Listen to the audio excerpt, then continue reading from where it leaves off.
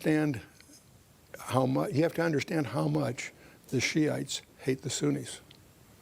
And they remember vividly when Saudi Arabia funded Iraq to throw chemical warfare against Iran in the 8-year.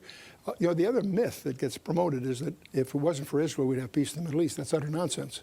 Take Israel out of the picture for a minute. You had an 8-year war between Iraq and Iran. It had nothing to do with Israel. And so the point is the hatred of the Shiites see a chance to regain their previous dominance. And a nuclear weapon, their primary use of it would be against Saudi Arabia. You look at if you watch the news today, you're aware of the business in Yemen. You need to stand back and realize that Iran controls the southern third of Iraq, where most of the oil is. And you look at all this from the point of Saudi Arabia, they're surrounded. They got Yemen coming from, well, first of all, Iran controls the Straits of Hormuz. 90% of the Middle East oil goes through the Straits of Hormuz. Through Yemen, they also have the Gate of Tears. So, and Yemen is on the south edge of Saudi Arabia. Saudi Arabia is terrified right now. Now, the United States is supporting Saudi Arabia, but exactly where that's all going to head. Now, stop and realize, if we're in a speculative mood, what President Obama could accomplish if he chose to take out the nuclear capability of Iran. Overnight, he would become the hero to most of the Muslim world, the Sunnis.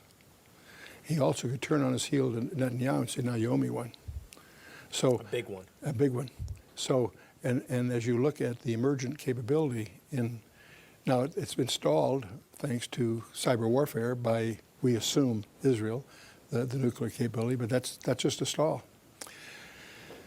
How are we going to prevent? What is referring to the virus that? Brilliant.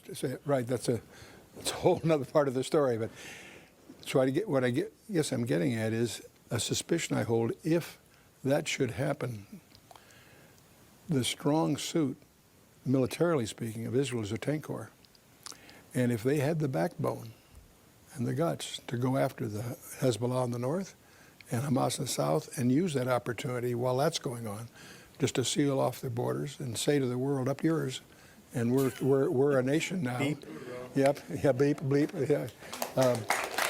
Well, we basically have two countries that have been fighting so long and so hard that they don't. They're doing. Do you understand that?